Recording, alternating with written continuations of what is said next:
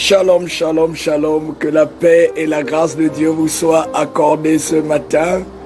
Je bénis le Seigneur non seulement pour vous qui êtes connectés. Pendant que vous êtes connectés, vous pouvez partager au maximum ce message. Vous pouvez non seulement vous connecter, liker, vous pouvez inviter au maximum non seulement vos amis, vos frères, afin de vous écouter et de recevoir ce message. Je ne serai pas très long, je vais tout de suite stimuler quelqu'un. Nous allons parler de la paresse, Vous savez, la paresse est un ennemi, c'est l'ennemi du succès. Un paresseux ne pourra pas réussir dans la vie et beaucoup de personnes au nom de la foi se sont éloignées, se sont réfugiées dans une coquille à cause de la paresse parce qu'ils n'arrivent pas non seulement à se connecter à Dieu, à comprendre que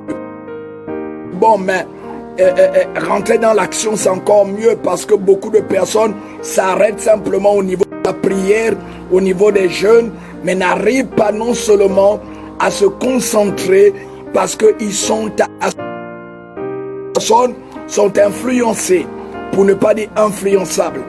Bien-aimés, qu'est-ce que la Bible dit au sujet de la paresse? Qu'est-ce que la Bible nous dit au sujet de la paresse? Lorsque nous regardons le livre de Proverbes au chapitre 13 à partir du verset 14, la Bible dit que l'âme du paresseux a des désirs qui ne peut satisfaire, mais l'âme des hommes intelligents, diligents, sera rassasiée. En réalité, le paresseux a des rêves qui ne peut une passion, un regard. Le paresseux, c'est quelqu'un qui pense que juste les mains en priant, non, tu peux prier, c'est une bonne chose, mais après la prière, il faut poser des actions. Et ici, on dit quoi? Que l'âme du paresseux a des désirs qui ne peut satisfaire. Parce que beaucoup de personnes ne comprennent pas la nécessité de réussir. Parce que le succès répond à plusieurs étapes. Il y a vraiment beaucoup de paliers à atteindre sur la voie du succès.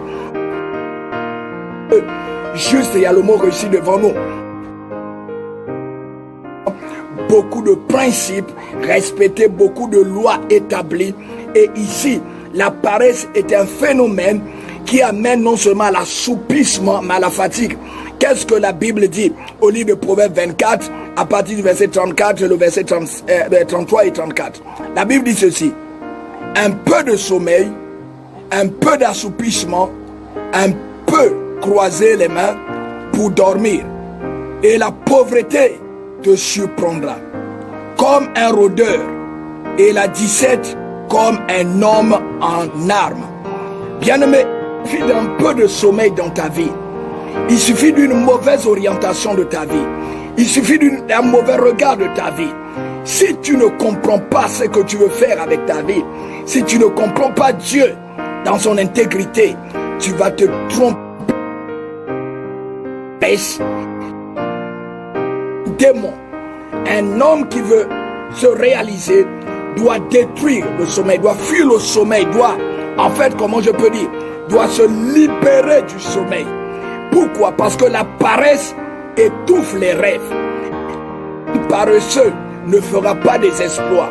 Et la Bible dit qu'un peu de sommeil, un peu d'assouplissement, bien-aimé, oui, un peu des bras croisés, et la pauvreté te surprendra. Beaucoup de gens veulent réussir, mais couchés au lit. Beaucoup de gens veulent faire du succès, mais endormis. Parce qu'on pense que Dieu a sa part, mais toi aussi tu as ta part. C'est pourquoi un homme qui va avoir du succès doit premièrement combattre la paresse. Parce que la paresse est l'ennemi du succès. Un homme qui va aller loin doit d'abord se lever tôt, doit se battre. C'est pourquoi au livre de Proverbes, la Bible nous interpelle. Dans Proverbes 6.6, la Bible nous donne la sagesse de la fourmi. C'est pourquoi, en tant qu'enfants de Dieu, nous devons vraiment nous battre, sortir de la paresse. Aller à l'église, c'est une bonne chose. Prier, c'est une bonne chose. Mais qu'est-ce que tu fais pour mettre en mouvement ta prière? Parce que une foi sans acte est une foi morte. Et l'action ici vient aider ta prière à sa... Pourquoi bien aimé, enfant de Dieu, quitter un peu cette conception religieuse de la marche chrétienne où sont cachés dans les églises, parce qu'aujourd'hui, il y a beaucoup de paresseux à l'église. Et la Bible est claire. Lorsque nous lisons le livre de 2 Thessaloniciens, au chapitre 3, au verset 10, dit, car lorsque nous étions chez vous, nous vous disions expressément, si quelqu'un ne veut pas travailler, qu'il ne mange pas non plus. Bien-aimés, vous savez, beaucoup aujourd'hui refusent de travailler. Beaucoup aujourd'hui refusent vraiment de mettre leur intelligence en mouvement. Beaucoup aujourd'hui s'asseyent dans des conceptions. Pourquoi? Oh, Dieu m'a appelé. Oui, Dieu peut t'appeler. Mais quand Dieu t'appelle avec un potentiel, il ne tue pas ce potentiel. Quand Dieu t'appelle avec un don, il ne tue pas ce don. Quand Dieu t'appelle avec une intelligence, il ne l'annule pas parce qu'il t'a appelé. Dieu va se servir de tes compétences pour mieux le servir. Bien-aimé, écoutez-moi, je dis, Dieu va se servir de tes compétences pour mieux le servir. Pourquoi? Appelé Pierre. Pierre était un pécheur. Quand de toi, un pécheur d'homme. Mais Pierre n'a jamais jeté ses hameçons. Pierre a continué à pécher malgré qu'il était au service du Christ. Bien-aimé, écoutez-moi dans le Seigneur. Lorsque Dieu t'appelle, Dieu ne t'appelle pas à la paresse. Quand Dieu appelle Paul, malgré l'onction apostolique, l'onction puissante qui était sur la vie du ministère de Paul, Paul était faiseur de tentes. Paul ne mangeait pas de la paresse. Parce que l'évangile avance avec des coups paresseux. Lorsque tu es au service de l'Éternel et que tu attends tout du ciel, le ciel te refusera même le peu que tu cherches. C'est pourquoi, bien-aimés dans le Seigneur, nous avons une lourde responsabilité. Celle de nous lever tôt le matin, celle de nous impliquer dans la vie active, celle de nous réveiller, malgré nos prières, de nous lever et de rentrer dans l'assoupissement. Bien-aimés, la paresse, le sommeil n'édifie pas le chrétien. Le sommeil ne perfectionne pas et n'améliore pas ta vie. La paresse ne te donnera pas ce que tu veux. C'est pourquoi la Bible est claire. Bien-aimé, écoutez-moi. Si quelqu'un ne veut pas travailler, qu'il ne mange pas non plus. C'est pourquoi sortez de cette petitesse d'esprit où quand vous priez, vous devez toujours attendre que quelqu'un te donne. Non, un enfant de Dieu doit apprendre à être une source de revenus. Tu dois être richesse. Quand Dieu te crée, il te crée avec la... Pas d'attendre des hommes. Nous avons besoin non seulement de nous reproduire et d'être utiles pour notre génération. Parce que la Bible au livre de Deutéronome dit ceci, que tu emprunteras à plusieurs nations. Les gens viendront prêter chez toi. C'est pourquoi un paresseux qui dort n'a pas le droit de chercher à manger. Comment on peut l'expliquer? Tu parles en langue toute la nuit, tu prophétises toute la nuit et le matin tu es couché dans ta chambre, tu attends que quelqu'un t'amène à manger. Je veux te rappeler que ce genre d'esprit ne motive pas Dieu à te visiter. Dieu aime des hommes qui après prier se mettent dans le champ de l'action. C'est pourquoi réveille-toi de ton sommeil. Relève-toi. Tire les leçons de la fourmi. Et ce matin, par la grâce de Dieu, comprends que un homme qui ne travaille pas ne mange pas. Nous avons besoin de travailler pour mériter notre nourriture. La Bible est claire. Nous avons besoin de travailler pour manger. Le pain. Et la Bible dit que la sagesse des pauvres est prisée. Dans le monde, Dieu veut compter avec toi. Et Dieu ne compte pas avec des paresseux. Et l'église aujourd'hui est influencée par des paresseux.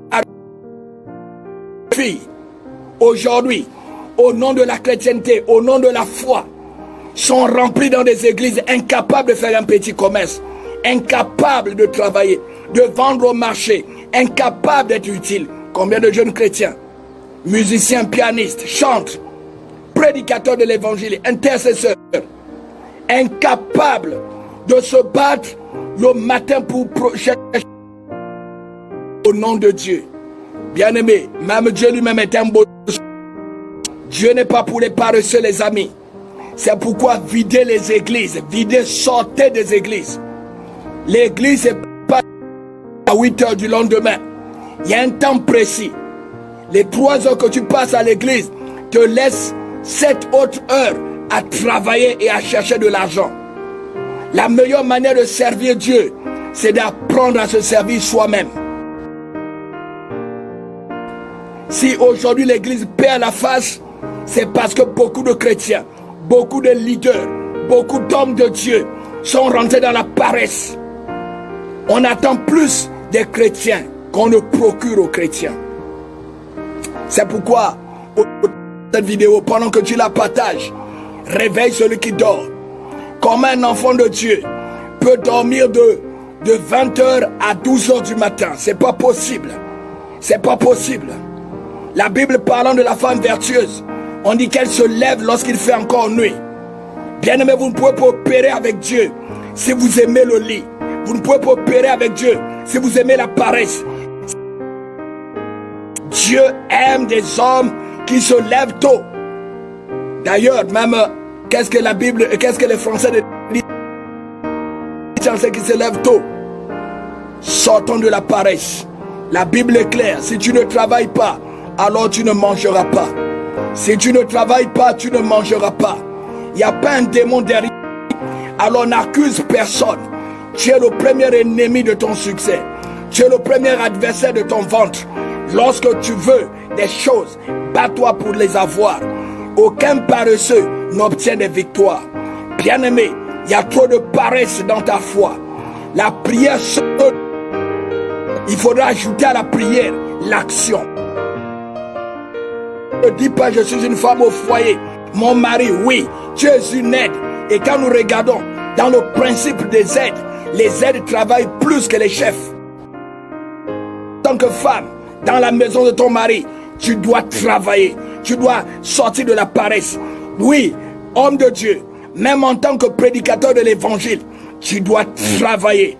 Oui, au suivi des âmes, oui, mais aussi à développer ta capacité intellectuelle à pouvoir te prendre en charge. En tant que tu es lucide, tu as tes 2 pieds. Travaille. L'Éternel aime les bosseurs. Dieu n'a pas appelé David dans son lit. Dieu l'a appelé dans le champ du bosik. Il travaillait. Il n'a pas pris Joseph juste sur le lit. Joseph était pourquoi il a marqué l'Égypte, il a marqué Pharaon, il a marqué la maison de Potiphar. Oui, Jacob est un bosseur. Abraham est un bosseur. Tous les géants de la Bible.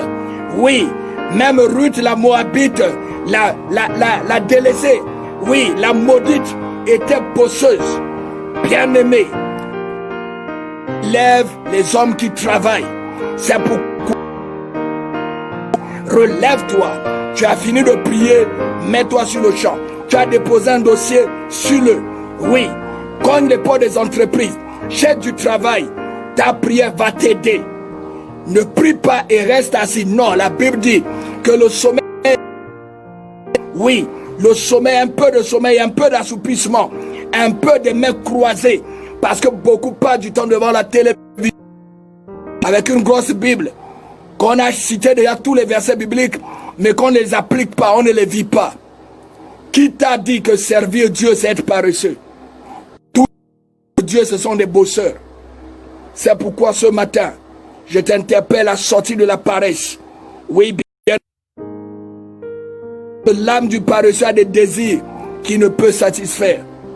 Tu peux avoir un grand rêve, mais si tu ne sais pas le mettre en mouvement, ce rêve ne se réalisera pas.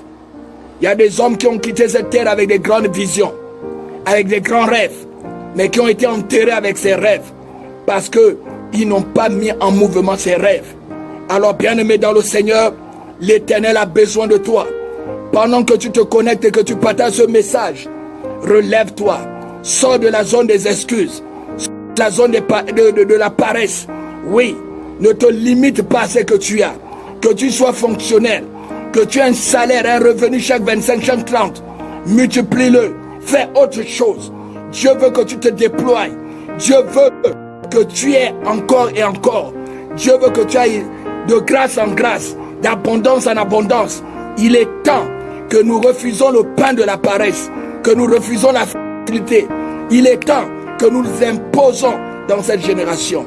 Oui, ce sont les résultats de ta vie qui feront cesser les contestations. Alors sors de la paresse, sors de la zone des excuses, sors de cette lourdeur. Tu vas tout faire, mais toi tu ne fais pas.